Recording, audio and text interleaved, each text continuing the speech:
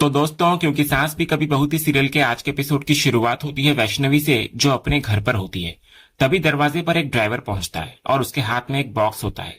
वो बॉक्स वैष्णवी को देते हुए कहता है कि ये पार्थ की तरफ से भेजा गया है। इतना बोलकर वो वहां से निकल जाता है। लेकिन ड्राइवर के जाते ही आसपास बैठी औरतें फिर से बातें बनाना शुरू करती हैं। कोई ताना मारते हुए कहती है कि रिश्ता टूट गया, लेकिन बड़े घर से सामान आना अभी भी बंद नहीं हुआ। दूसरी औरत कहती है कि तभी तो इतने अमीर लड़के को अपने जाल में फंसाया होगा। फिर कोई अखबार में छपी खबरों का जिक्र करते हुए बोलती है कि अब तो इसकी असलियत सबके सामने आ चुकी है। किसी का कहना होता है कि जरूर किसी और के साथ पकड़ी गई होगी, तभी तो रिश्ता टूटा है और अब हर जगह इसकी बदनामी हो रही है। ये सब सुनकर वैष्णवी का दिल और टूट जाता है। वो बिना कुछ कहे घर का दरवाजा अंदर से बंद कर देती है और बॉक्स लेकर अपने कमरे में चली आती है। इसके बाद वो धीरे धीरे बॉक्स को खोलती है। सबसे पहले उसके हाथ में सगाई की एक तस्वीर आती है, वही तस्वीर जिसमें वो और पार्थ साथ दिखाई दे रहे होते हैं। तस्वीर देखते ही उसकी आंखें भर आती है। उसी पल उसे पार्थ की वे सारी बातें याद आने लगती है जब उसने उस पर बेहद दर्दनाक और अपमानजनक आरोप लगाए थे। फिर वो बॉक्स में रखी बाकी चीजें निकालने लगती है। एक एक करके वे सभी सामान बाहर आते हैं जो कभी उसने प्यार से पार्थ को दिए थे। हर चीज किसी याद की तरह उसके सामने बिखरती चली जाती है। तभी उसकी नजर एक कागज पर पड़ती है। उस कागज पर सिर्फ नफरत से भरा एक संदेश लिखा होता है कि आई हेट यू। इसके बाद उसे एक हार्ट शेप टेडी दिखाई देता है। वो उसे अपने सीने से लगा देती है, लेकिन जैसे ही पुरानी यादें उसे घेरती है उसके आंसू रुक नहीं पाते। फिर बॉक्स में रखा एक खत उसके हाथ लगता है। उस खत में पार्थ ने साफ साफ लिख दिया होता है कि जो भी चीजें वैष्णवी ने उसे दी थी वो सब उसे वापस लौटा रहा है, क्योंकि अब उनके बीच कोई रिश्ता नहीं बचा। उसने ये भी लिख दिया होता है कि अब इन चीजों को देखकर वो और दर्द नहीं सहना चाहता। उसके लिए वैष्णवी अब उसकी लाइफ का हिस्सा नहीं रही। इतना ही नहीं, वो अपने दिए हुए गिफ्ट्स भी वापस नहीं मांगता और तंज भरे अंदाज में कहता है कि उन्हें बीते हुए समय की कीमत समझकर अपने पास ही रख ले। ये सब कुछ पढ़ने के बाद वैष्णवी का दुख गुस्से में बदल जाता है। वो कमरे में बिखरी चीजों को उठाकर फेंकने लगती है। उसकी आंखों से लगातार आंसू बह रहे होते हैं और वो पूरी तरह टूट चुकी होती है। उधर अगली सुबह शांति निकेतन में तुलसी ठाकुर जी के सामने खड़ी प्रार्थना कर रही होती है। उसके मन में सिर्फ पार्थ और वैष्णवी का टूटा हुआ रिश्ता घूम रहा होता है। वो ठाकुर जी से कहती है कि जोड़ियां तो ऊपर वाला बनाता है, फिर ऐसा कैसे हो गया कि दो दिलों का रिश्ता बनते बनते टूट गया। उसे लगता है कि दोनों बच्चे बहुत अच्छे हैं और उनका साथ जीवन भर चल सकता था। वो ठाकुर जी से प्रार्थना करती है कि दोनों को संभाले और खास तौर पर वैष्णवी को इस कठिन समय में हिम्मत दे। फिर प्रार्थना पूरी करके जैसे ही तुलसी पीछे मुड़ती है, वो देखती है कि रियांश हाथ जोड़कर सामने खड़ा होता है ठाकुर जी के। तुलसी हैरानी से पूछती है कि वो कब आया। इस पर रियांश अपने अंदाज में जवाब देता है कि यहाँ तो उसे बहुत पहले आ जाना चाहिए था, लेकिन किस्मत उसको देर से लेकर आई। फिर भी उसे भरोसा है कि जो कुछ भी उसने खोया है उसका हिसाब एक दिन जरूर बराबर होगा। उसे ठाकुर जी पर पूरा विश्वास है। इसके बाद वो मुस्कुराते हुए तुलसी को दिखाता है कि आज उसने मंदिर में आने से पहले जूते भी बाहर उतार दिए हैं। तब तुलसी उसे बहुत शांति से समझाती है कि असली हिसाब इंसान नहीं करता, अच्छे और बुरे कर्मों का हिसाब ऊपर वाला करता है। हर व्यक्ति को उसके हिस्से की खुशी भी वही देता है। इसलिए उसे पूरा विश्वास है कि एक दिन ठाकुर जी रियांश को भी उसके हिस्से की सारी खुशियां जरूर देंगे। तभी इतने में तुलसी को वैष्णवी का फोन आता है। फोन पर वैष्णवी बेहद घबराई हुई होती है और कुछ ऐसा बताती है जिसको सुनते ही तुलसी का चेहरा बदल जाता है। वो उसे वहीं पर रुकने के लिए कहती है और बिना एक पल गवाए तुरंत निकल पड़ती है। अगले ही सीन में हम देखते हैं कि वैष्णवी के घर के बाहर हंगामा मचा हुआ होता है। कुछ लोग उसके घर के अंदर घुस चुके होते हैं और उसका सामान बाहर फेंक रहे होते हैं। इधर वैष्णवी बार बार उनको रोकने की कोशिश करती है। वो उनसे थोड़ा समय देने की गुजारिश भी करती है, लेकिन कोई उसकी बात सुनने को तैयार नहीं होता। एक एक करके उसके घर का सामान बाहर सड़क पर फेंका जा रहा होता है। तभी बेबस वैष्णवी वहां मौजूद बस्ती की एक महिला से भी मदद मांगती है। वो उसको याद दिलाती है कि वो उसे अच्छी तरह जानती है, फिर भी उसके साथ ये सब होने दिया जा रहा है। लेकिन वहां मौजूद लोगों के चेहरे पर कोई नरमी दिखाई नहीं देती। तभी वहां तुलसी पहुंचती है और उसके साथ रियांश भी होता है। सामने का नजारा देखकर तुलसी तुरंत उन लोगों को टोकती है और पूछती है आखिर ये सब क्या हो रहा है। वो सामान नीचे रखने को कहती है और सवाल करती है कि किसी का घर उजाड़ने का हक उन्हें किसने दिया। रियांश भी आगे बढ़ता है। उसको लगता है कि शायद किराए का मामला होगा, इसलिए वो पूछता है कि क्या किराया बाकी है। यहाँ तक कि वो पैसे देने की भी बात करता है, लेकिन तभी बस्ती की एक औरत साफ करती है कि बात किराए की नहीं है। उनका कहना होता है कि वैष्णवी अब इस मोहल्ले में नहीं रह सकती। वजह पूछने पर वे अखबार में छपी खबरों का हवाला देते हैं। वे वैष्णवी के चरित्र पर सवाल उठाते हुए कहते हैं, जिसकी सगाई ऐसे कारणों से टूटी हो उसे वे अपने बीच नहीं रख सकते। उनका दावा होता है कि उनके आसपास भी जवान बच्चे रहते हैं और वे ऐसा माहौल नहीं चाहते, असर पड़ेगा उन पर। यह सुनकर तुलसी का गुस्सा फूट पड़ता है। वो पूछती है कि किसी अखबार में कुछ छप जाने से क्या किसी को घर से निकाल दिया जाएगा? अगर किसी के बारे में कोई अफवाह लिख दी जाए तो क्या वो सच हो जाती है? वो उन्हें समझाने की कोशिश करती है कि बिना सच जाने किसी लड़की पर उंगली उठाना गलत है, लेकिन दूसरी तरफ से जवाब आता है कि गलत चाहे आदमी करे या औरत, गलत तो गलत ही होता है। तब तुलसी उनको सीधा सवाल करती है कि अगर यही घटना किसी लड़के के साथ हुई होती तो क्या उसका सामान भी इस तरह सड़क पर फेंका जाता? वो यहां तक कहती है कि इस तरह का व्यवहार करने वालों पर तो पुलिस बुलानी चाहिए, लेकिन सामने वाली महिलाएं अपने फैसले पर अड़ी रहती हैं। वे साफ कहती हैं कि अगर तुलसी को इतना ही बुरा लग रहा है तो वो वैष्णवी को अपने साथ ले जाए। साथ ही वे ये भी कहती हैं कि अब उसकी शादी भी कैसे होगी, क्योंकि बदनामी के बाद कौन रिश्ता करेगा इससे। यहीं पर पहली बार रियांश खुलकर वैष्णवी के पक्ष में खड़ा होता हुआ नजर आता है। वो उन लोगों से पूछता है कि आखिर इस लड़की में कमी क्या है। वो कहता है कि वैष्णवी मेहनती है, आत्मनिर्भर है, अपने घर की जिम्मेदारी भी संभालती है और फैक्ट्री का काम भी। वो दिल की साफ है और सम्मान के लायक है। फिर उसके बारे में इस तरह की बातें कैसे की जा सकती है?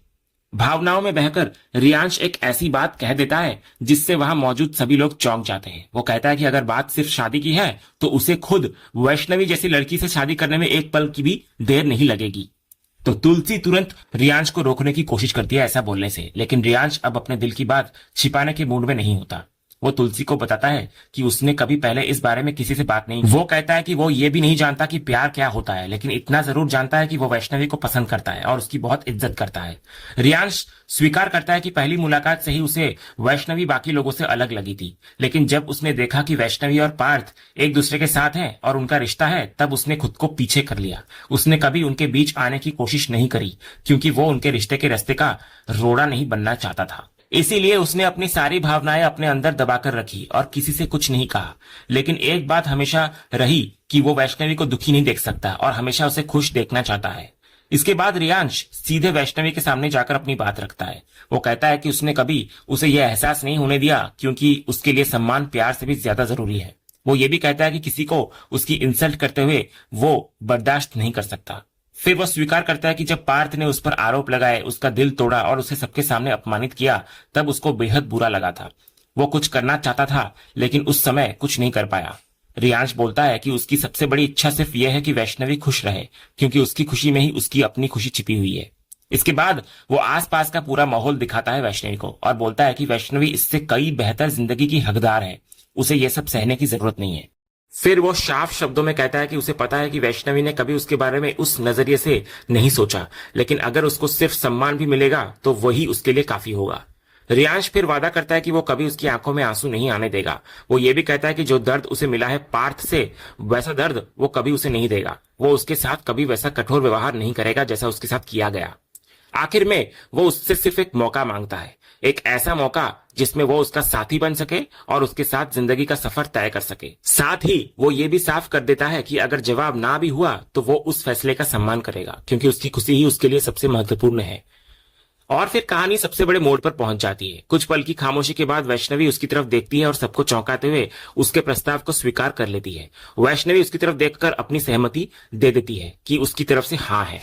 तो इस पर तुलसी एकदम से भड़क जाती है। उसे यकीन ही नहीं होता कि वैष्णवी इतना बड़ा फैसला इतनी जल्दी कैसे ले सकती है। वो तुरंत उसका हाथ पकड़ती है और उसे वहां से अंदर ले आती है। अंदर आते ही तुलसी साफ शब्दों में कहती है कि यह फैसला बिल्कुल सही नहीं है। उसे इस बात का अंदाजा तक नहीं था कि रियांश के मन में वैष्णवी के लिए ऐसी भावनाएं हैं, लेकिन सिर्फ इसलिए कि रियांश ने अपनी दिल की बात कह दी और वैष्णवी ने उसी वक्त हाँ बोल दी, ये बात उसको बिल्कुल ठीक नहीं लगती। लेकिन वैष्णवी बहुत शांत होकर अपनी बात रखती है। वो कहती है कि ना तो रियांश गलत है और ना ही उसने कोई गलत कदम उठाया है। वो याद दिलाती है कि जब रियांश उससे पहली बार मिला था तब उसको पार्थ और उसके रिश्ते के बारे में कोई जानकारी नहीं थी, और जब बाद में उसको सच पता चला तब उसने कभी कोई सीमा पार नहीं की, उसने हमेशा दूरी बनाए रखी। इसके बाद वैष्णवी उस पूरे घटनाक्रम की तरफ इशारा करती है जो अभी कुछ देर पहले हुआ था। वो बोलती है कि तुलसी ने अपनी आंखों से देखा है कि किस तरह मोहल्ले वाले उसे घर से निकालने पर उतारू थे।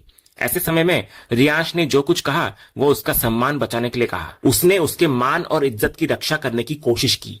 फिर वैष्णवी अपने दर्द को खुलकर सामने रखती है। वो बताती है कि लोग किस तरह उसके बारे में बातें बना रहे हैं, उसे अलग अलग नामों से बुला रहे हैं और उसकी छवि को खराब कर रहे हैं। सिर्फ शहर में ही नहीं बल्कि गांव में भी उसके परिवार को उसकी वजह से बातें सुननी पड़ रही है। जिन रिश्तेदारों का कोई लेना देना नहीं था वे भी आज उसकी बेइज्जती की चर्चा में शामिल हो चुके हैं।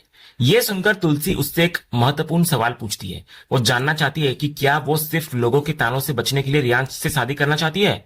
क्या यह फैसला इसलिए किया जा रहा है क्योंकि पार्थ ने उसका दिल तोड़ दिया। तुलसी उसको समझाती है कि शादी किसी दर्द का इलाज नहीं होती। शादी की नींव प्यार और भरोसे पर रखी जाती है। ये कोई समझौता नहीं बल्कि दो लोगों की समझ और विश्वास का परिणाम होती है। लेकिन वैष्णवी इस बार पूरी दृढ़ता के साथ जवाब देती हुई नजर आती है। वो बोलती है कि उसने ये फैसला सोच समझकर लिया है। प्यार और भरोसे की परीक्षा वो पहले ही दे चुकी है और उसका नतीजा सबके सामने है। तो आज उसकी समझ उसे यही कहती है कि अगर वो इस मोहल्ले से निकाली गई तो जहां भी जाएगी हर जगह उसे खुद को निर्दोष साबित करना पड़ेगा। अखबार में जो खबर छपी है वो सिर्फ एक खबर नहीं रही बल्कि उसके माथे पर लगा एक ऐसा दाग बन चुकी है जिसको लोग बार बार उसके सामने लाएंगे। वो फैक्ट्री का जिक्र भी करती है जहां उसने अपनी मेहनत और काबिलियत से पहचान बनाई थी। वहां आज उसके काम की नहीं बल्कि उसके निजी लाइफ की चर्चा हो रही है। फिर वैष्णवी तुलसी को पूछती है कि आखिर वो कितने लोगों का मुंह बंद करेगी, कितनों को जाकर समझाएगी। फिर शादी की बात पर वो कहती है कि आज नहीं तो कल, गांव नहीं तो शहर, कहीं ना कहीं शादी का सवाल फिर आएगा ही। लेकिन कौन गारंटी दे सकता है कि उसे हर जगह तुलसी जैसी सास मिलेगी। कोई ऐसा परिवार मिलेगा जो उसको एक इंसान और एक औरत की तरह समझेगा, न कि अखबार की सुर्खियों के आधार पर उसे जिंदगी भर ताने देगा। इसके बाद वैष्णवी की आवाज और भावुक हो जाती है। वो कहती है कि पार्थ के पास उसके माता पिता हैं, रियांश के पास उसकी माँ है, लेकिन उसके पास कौन है? उसके लिए न्याय मांगने वाला और उसका सहारा बनने वाला अगर कोई है तो सिर्फ तुलसी है। वो यहां तक कहती है कि अगर तुलसी पार्थ की दादी नहीं होती तब भी क्या उसका साथ देती वो। आखिर में वैष्णवी पूरा फैसला तुलसी के हाथ में छोड़ देती है। वो बोलती है कि अगर इतना सब कुछ सुनने के बाद भी तुलसी को लगता है कि वो गलत है तो वो इस रिश्ते को आगे नहीं बढ़ाएगी। अब जो भी फैसला होगा वो तुलसी का होगा। यह सुनकर तुलसी कुछ पल के लिए बिल्कुल खामोश नजर आती है। उधर शांति निकेतन में जब यह खबर पहुंचती है तो सबसे बड़ा झटका नंदिनी को लगता है। उसको यकीन ही नहीं होता कि इतनी जल्दी रियांश और वैष्णवी की शादी की बात शुरू भी हो गई है। वो तुलसी से सवाल करती है कि आखिर ये सब कैसे हो रहा है। पार्थ भी इस फैसले पर नाराज दिखाई देता है। वो कहता है कि तुलसी सब कुछ जानती है, जो कुछ हुआ वो सब उसके सामने हुआ, फिर भी वे इस रिश्ते का समर्थन कैसे कर सकती हैं। उसे यह बात भी गलत लगती है कि एक भाई के साथ रिश्ता टूटे और दूसरे भाई के साथ नया रिश्ता जोड़ दिया जाए। तब तुलसी बहुत साफ शब्दों में कहती है कि यह फैसला उसका नहीं है बल्कि यह फैसला वैष्णवी और रियांश ने खुद लिया है।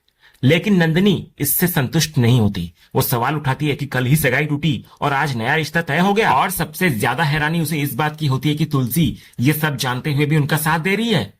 यहीं पर पार्थ फिर वही आरोप दोहराने लगता है। वो नंदिनी से कहता है कि देखा मॉम, मैंने कहा था ना, अब देखो सच सामने आ गया। मुझे तो पहले से शक था कि वैष्णवी और रियांश के बीच चक्कर चल रहा है, इसका कैरेक्टर ही ऐसा है। इतना सुनते ही तुलसी गुस्से में पार्थ को रोक देती है। वो साफ कहती है कि बार बार वैष्णवी के चरित्र पर सवाल उठाना बंद करे। अगर वैष्णवी ने कभी कोई मर्यादा तोड़ी होती तो वो उसका साथ कभी देती नहीं। जो कुछ भी हुआ वो सब उसके सामने हुआ है। रियांश ने जो कहा खुलकर सामने कहा। कोई छिपी हुई बात या पीठ पीछे चलने वाला रिश्ता नहीं था। तुलसी ये भी बोलती है कि अगर बात सिर्फ उसके पोतों की होती तो शायद वो यहाँ वैष्णवी के पक्ष में खड़ी नहीं होती। लेकिन वैष्णवी को वो अपनी बेटी मानती है। उसे शहर में वही लेकर आई थी और इस परिवार से भी वही जोड़कर लाई थी। इसीलिए उसके प्रति उसकी जिम्मेदारी भी है जिसे वो नजरअंदाज नहीं कर सकती। उसके मुताबिक दोनों समझदार हैं और उन्होंने सोच समझकर फैसला लिया है। लेकिन नंदिनी फिर पूछती है कि क्या सच में उसे इस पूरे मामले से कोई परेशानी नहीं है। तभी नियति भी अपनी राय रखती है। वो कहती है कि उसे भी इस रिश्ते में कोई समस्या नजर नहीं आती। लेकिन नंदिनी तुरंत उसकी बात काट देती है। उसे यह पसंद नहीं आता कि नियति इस चर्चा में हिस्सा ले। इस पर नियति भी जवाब देती है कि जब बात उसके बेटे की शादी की हो रही है तो उसका भी अधिकार बनता है कि वो अपनी राय रखे। उसके अनुसार सबसे महत्वपूर्ण बात यह है कि लड़का और लड़की इस रिश्ते के लिए तैयार है या नहीं। तो पार्थ तैयार नहीं था लेकिन रियांश तैयार है। वैष्णवी को भी इस शादी से ऐतराज नहीं है, इसलिए किसी और को भी नहीं होना चाहिए। यहीं पर नंदिनी का गुस्सा और बढ़ जाता है। वो नियति को चुप रहने के लिए कहती है और फिर नंदिनी ताना मारते हुए उसे उसके अतीत की याद दिलाती है और कहती है कि शायद इसीलिए नियति को इस रिश्ते से कोई परेशानी नहीं हो रही क्योंकि वो खुद भी कभी किसी और के पति को अपना मानकर बैठी हुई थी। तो नंदिनी की ये बात सुनकर तुलसी उसे वहीं पर रोक देती है और बोलती है स्टॉप इट। इसके बाद वो नंदिनी को याद दिलाती है कि नियति ने जो कुछ किया था वो किसी स्वार्थ या जानबूझकर नहीं किया था। उस समय वो मानसिक और भावनात्मक रूप से बेहद टूट चुकी थी और गहरे सदमे से गुजर रही थी। इसलिए उसके अतीत की बातों को इस बहस में घसीटना सही नहीं है। लेकिन नंदिनी पीछे हटने को तैयार नहीं होती। वो बोलती है कि पुरानी बातों को यहीं छोड़ देना बेहतर है, क्योंकि इस वक्त उसकी सबसे बड़ी चिंता सिर्फ पार्थ है। वही पार्थ जो उसका बेटा है और तुलसी का पोता भी। उसके मुताबिक सबसे ज्यादा तकलीफ इस बात की है कि यह सब कुछ पार्थ के सामने हो रहा है और तुलसी उसे होने दे रही है। नंदिनी आगे बोलती है कि कम से कम इस रिश्ते की बात पूरे परिवार के सामने इस तरह नहीं होनी चाहिए थी। उसे ऐसा महसूस हो रहा है कि हर कोई वैष्णवी और रियांश की तरफ खड़ा है, जबकि किसी ने यह नहीं सोचा कि पार्थ पर क्या गुजर रही होगी। इस पर तुलसी बहुत शांत लेकिन दृढ़ आवाज में जवाब देती है। वो बोलती है कि वो पार्थ के बारे में सोच रही है, तभी तो ये बात सबके सामने करना चाहती है। अगर उसे पार्थ की परवाह नहीं होती तो शायद वो इस विषय पर एक शब्द भी ना बोलती। इसके बाद तुलसी सीधे पार्थ के पास जाती है। वो उससे कहती है कि अब वो घुमाकर कोई बात नहीं करेगी और उसे भी बिना किसी झिझक के सच बताना होगा। तुलसी उसको याद दिलाती है कि वैष्णवी से शादी करने का फैसला उसी ने लिया था। सगाई जल्दी करने की जिद भी उसी ने की थी, लेकिन रिश्ता तोड़ने का फैसला भी आखिर उसी ने लिया। फिर तुलसी साफ शब्दों में कहती है कि वो इस विषय पर कोई लंबी बहस नहीं करना चाहती। उसको सिर्फ एक सवाल का सीधा जवाब चाहिए। वो पार्थ की आंखों में देखकर पूछती है कि क्या उसके दिल में आज भी वैष्णवी के लिए जरा सी भी जगह बची हुई है। ये सवाल सुनते ही कुछ पल के लिए सन्नाटा छा जाता है और फिर पार्थ बिना रुके बिना सोचे एकदम साफ शब्दों में कहता है कि उसके मन में अब वैष्णव के लिए कुछ भी नहीं बचा है। तो पार्थ का यह जवाब सुनकर तुलसी कुछ पल तक सिर्फ उसको देखती रह जाती है और इसी भारी खामोशी के साथ आज का यह एपिसोड यहीं पर खत्म होता है। तो दोस्तों, आपको आज के एपिसोड का कौन सा सीन सबसे ज्यादा पसंद आया हमें कमेंट बॉक्स में जरूर बताएं। अगर आप क्योंकि सांस भी कभी बहुती के फैन हैं और कोई भी अपडेट मिस नहीं करना चाहते तो हमारे इस चैनल को सब्सक्राइब करना ना भूलें और बेल आइकन को भी जरूर दबाएं। हम मिलते हैं अगले एपिसोड के अपडेट के साथ। तब तक के लिए धन्यवाद।